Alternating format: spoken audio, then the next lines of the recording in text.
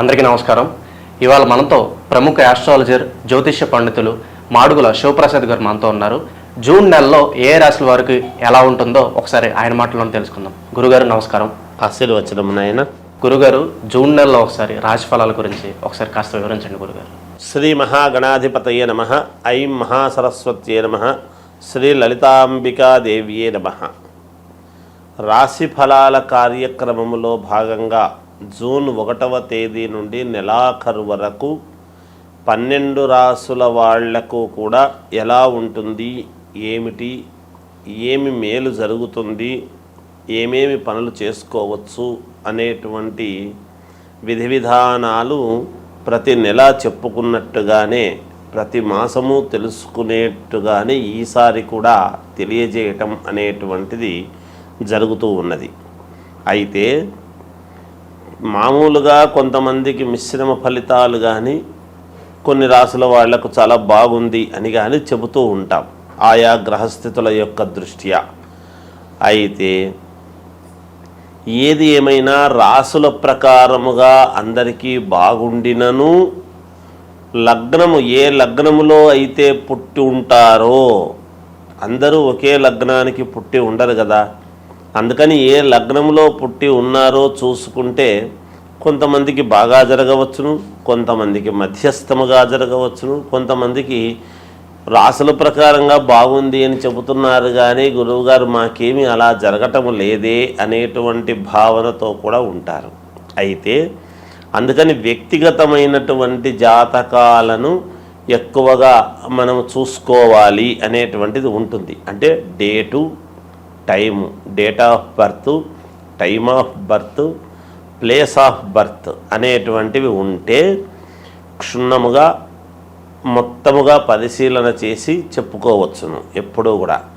అందువల్ల వ్యక్తిగతమైనటువంటి జాతకాలను మీకు నచ్చిన వాళ్ళ దగ్గర, మీకు అనుకూలం ఎవరి దగ్గర ఉంటే వాళ్ళ దగ్గర ఒకసారి చూపించుకొని ఏవైనా చిన్నపాటి పరిహారాలు అవి ఉంటే చేసుకుంటే రాసుల ప్రకారముగా బాగుంది అన్నప్పుడు మరి ఈ రాసే కదా మాది ఎందుకు బాగలేదు అని ఒక్కసారి చూపించుకుంటే దాంట్లో తగిన విధముగా పరిహారం అనేటువంటిది చేసుకుంటే మీకు కూడా బాగుంటుంది అని తెలియజేస్తున్నాను. గురుగారు, మనకి జూన్ నెలలో వృశ్చిక రాశి వారికి ఎలాంటి ఫలితాలు ఉంటాయో కాస్త వివరించండి గురు.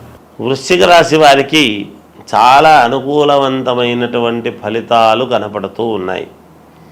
మీరు ఆశించినట్టుగా చేసుకోవడానికి అనుకూలముగా ఉన్నాయి. మీకు స్వేచ్ఛగా ఏదో కావాలి అని కోరుకుంటున్నప్పుడు దానికి అనుకూలంగా కూడా ఉన్నాయి గ్రహస్థితులు.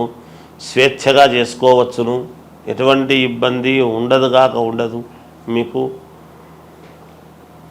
వృశ్చిక రాశి వాళ్లకు మాకు ఇదే కావాలి, మేము ఇలా చేసుకుంటేనే మంచిది అనేటువంటి ఒక దృక్పథముతో ఉంటారు. అది ఖచ్చితముగా మీరు అనుకున్నట్టుగా నెరవేర్చుకొని తీరుతారుగాక. నెరవేర్చుకునేదానికి ఈ మాసము చాలా ఉపయోగపడుతుంది మీకు. అలాగే ఎప్పటి నుంచో రాని బాకీలు ఏమైనా ఉంటే వసూలు చేసుకోవటానికి కూడా రావాల్సినటువంటి ధనం అనేటువంటిది మీకు వస్తుంది తప్పకుండా. గతంలో మీకు సహకరించని వాళ్ళు అందరూ కూడా ఇప్పుడు ఈ మాసంలో మీకు సహకరించే విధానముగా ఉండబోతున్నది. మీకు సహకరించి తీరుతారుగాక. శత్రువులు కూడా మిత్రులుగా మారేటువంటి అవకాశము ఉన్నది ఈ రాశి వాళ్లకు.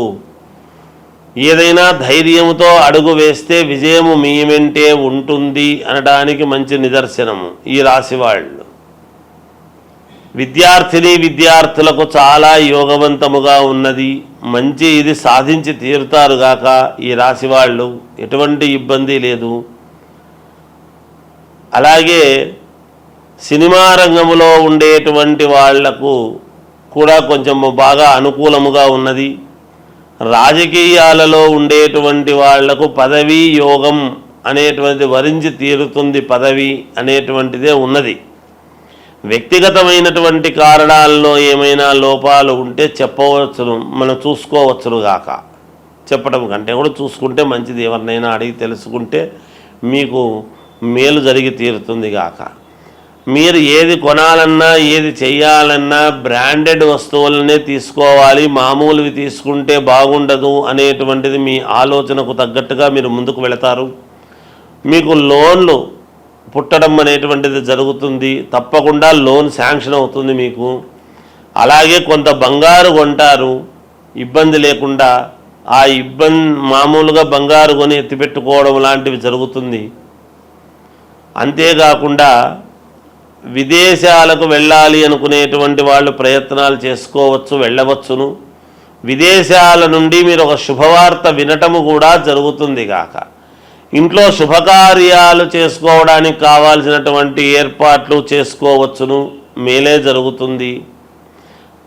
అన్ని రంగాలలో ఉండేటువంటి వాళ్లకు వ్యాపారస్తులకు కూడా చిన్నపాటి వ్యాపారాలు చేసుకునేటువంటి వాళ్లకు కూడా చాలా యోగవంతముగానే ఉన్నది ఈ రాశి వాళ్లకు అని తెలియజేస్తూ జయోస్తు.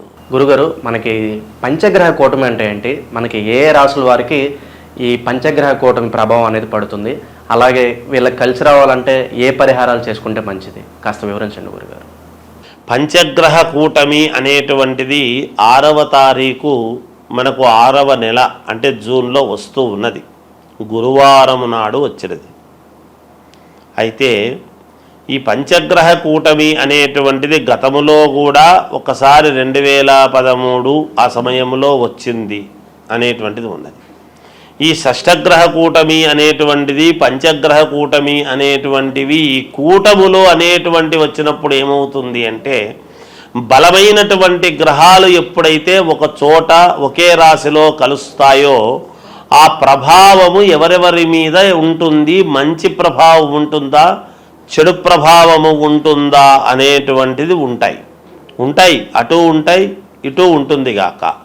కొన్ని రాశులకు కొన్ని గ్రహాలు వేవులో పడ్డప్పుడు ఆ వ్యతిరేక ఫలితాలు అనేటువంటివి చూపిస్తాయి. అంటే ఇబ్బందులు కలిగినప్పుడు ఇబ్బందులు చూపిస్తాయి. సవ్యమైనటువంటి చోట మిత్రుడి స్థానంలోనూ అనుకూలమైనటువంటి స్థానంలో ఉన్నప్పుడు అనుకూలవంతమైనటువంటి చూపిస్తాయి. అవి ఏ గ్రహాలు అనేటువంటిది ఒక్కసారి మనం ఆలోచన చేసుకోవాలి. ఏమిటి అంటే, రవిచంద్రులు కాలగమనానికి 2 అనుకూలమైనటువంటివి. ఉదయము మామూలుగా సూర్యుడి యొక్క ప్రభావము, రాత్రికి చంద్రుడి ప్రభావము. ఈ 2 కాలాన్ని నిర్ణయించేటువంటివి కాబట్టి ఈ 2 గ్రహాలు ఒక చోట ఉంటే బుధ ఆదిత్య యోగం అనేటువంటిది మన అందులో బుధుడు కూడా ఉన్నాడు. రవి బుధులు ఉండేటువంటి దాని వలన బుధాదిత్య యోగం అనేటువంటిది కూడా ఉన్నది. అలాగే శుక్రుడు అక్కడే ఉన్నాడు, గురువు అక్కడే ఉన్నాడు. మొన్ననే 1వ తారీఖు వృషభంలోకి గురువు వచ్చినటువంటి సంగతి కూడా అందరికీ తెలిసిండేటువంటిదే. అందువలన ఇవి 5 గ్రహాలు అంటే గురువు, శుక్రుడు, బుధుడు, రవి, చంద్రుడు. ఈ 5 గ్రహాలు ఒకే చోట ఉండేటువంటి దాని వలన కొన్ని రాశులకు మహాద్భుతమైనటువంటి యోగం అని ఉన్నది. ఈ గ్రహాలు యోగాన్నిచ్చేటువంటి వాళ్ళ రాశులు ఏవేవి అని మనం ఒక్కసారి గనక చూసుకున్నట్టయితే, మేషరాశి వాళ్లకు మహాద్భుతముగా ఉండబోతున్నది, కర్కాటక రాశి వాళ్లకు మహాద్భుతముగా ఉండబోతున్నది, కన్యారాశి వాళ్లకు మహాయోగవంతముగా ఉండబోతూ ఉన్నది, వృశ్చిక రాశి వాళ్లకు చాలా అంటే చాలా బాగుండబోతున్నది. అలాగే మామూలుగా మకర రాశి వాళ్లకు కూడా చాలా బాగా ఉండబోతున్నది. ఇక కుంభరాశి వాళ్లకు కూడా కొంతవరకు బాగానే ఉంటుంది. అయితే ఇందులో ఇప్పుడు నేను చెప్పని గ్రహాలు ఉంటాయి కదా, ఇవి కొంచెము చిన్న ఇబ్బందికరమైనటువంటి పరిస్థితి. ఏమిటయ్యా అవి అంటే, అసలు ఎక్కడైతే ఉన్నాయో స్థానములో అన్నీ బరువైనటువంటివి ఏవైతే ఉన్నాయో వృషభ రాశికి సమస్యే. ఒక చోట కూటమి అని ఏర్పాటు చేసినప్పుడు ఒకే చోట ఉన్నప్పుడు అక్కడ వృషభ రాశికి ఇబ్బంది, మిథున రాశి వాళ్లకు కొంత ఇబ్బందే, కొంచెము సింహరాశి వాళ్లకు కొంత ఇబ్బంది, అలాగే తులారాశి వాళ్లకు ఇబ్బంది, ధనుస్సు రాశి వాళ్లకు మరీ ఇబ్బంది, వీటి వలన ఏమిటి? ధనుస్సు రాశి వాళ్లకు ఇంకోటి కూడా ఉంది దీంట్లో, ఒక చిన్న ఇది చెప్పుకోవాలి మనం. ఎవరైనా గర్భవతులుగా ధనుస్సు రాశి వాళ్ళు గనక ఉన్నారు అంటే కొంచెము జాగ్రత్తగా ఉండాలి అనేటువంటిది ఉన్నది ఒకటి. అలాగే మీనరాశి వాళ్ళది ఇబ్బంది ఏమీ లేదు, చిన్నపాటి ఇది ఉంటుంది దానికి. ఇలా కొన్ని రాసుల వాళ్లకు కొంత ఫలితాలు ఇవ్వటములో తారుమారవుతాయి. ముందే మామూలుగా అంతంత మాత్రముగా ఉంటాయి. ఈ పనులు జరిగితే బాగుంటుంది, ఈ వివాహం అయితే బాగుంటుంది, ఈ ఉద్యోగం వస్తే బాగుంటుంది, ఈ విదేశాలకు వెళితే బాగుంటుంది, లేదా ఇంకొకటి మనకు ఇది తీరితే మనకు మేలు జరుగుతుంది, ఈ ధనము రావాల్సిండేటువంటిది ఉన్నది, ఈ పొలము మనకు వాయిదాలు లేకోకుండా మన వైపు తీర్పు వస్తే బాగుంటుంది. ఇలా ఒకటి కాదు, రెండు కాదు, అనేక రకాల సమస్యలతో ఉంటారు. వాటన్నిటికీ కూడా ఒక్కసారిగా ఇన్ని గ్రహాలు ఇక్కడ ఉండేటప్పటికీ కొన్ని చెడు ఫలితాలు అనేటువంటివి ఇస్తాయి కదా. మాలాంటి వాళ్ళము ఎప్పుడూ కూడా బాగుంటుంది, బాగుండాలనే కోరుకోవాలి, కానీ భయోత్పాతమైనటువంటివి ఎప్పుడూ చెప్పరాదని నా వ్యక్తిగత అభిప్రాయం. చిన్నవి ప్రతి వాళ్ళ జీవితంలోనూ ఉంటాయి. ఉన్నంత మాత్రాన అవి పర్వాలేదు, ఏం పర్లేదు, మీకు బాగుంటుందంటే మీకు మానసికమైనటువంటి సంతోషం ఉంటుంది, కానీ మీకు ఇది బాగాలేదు అది బాగలేదు అని చెబితే ఎలాగబ్బా? ఆర్థిక ఇబ్బందులు అనేక రకాల సమస్యలతో ఉంటారు ఈ రోజులలో. ప్రతిదీ మాలాంటి వాళ్ళము భయముతో కూడినటువంటివి చెప్పేటప్పటికీ మీకు ఏమీ పాలుపోక నిజంగా బాగుండేటువంటి ఆత్మవిశ్వాసము కోల్పోయే పరిస్థితి ఎవరికీ రాకూడదు. అందువలన చిన్నపాటి ఇబ్బందులు, సముద్రము అన్న తర్వాత అలలు, మానవ జీవితం అన్న తర్వాత ఒడిదుడుకులు ఉంటాయి, సహజం అది, దానికి ఎవరు భయపడక్కర్లేదు.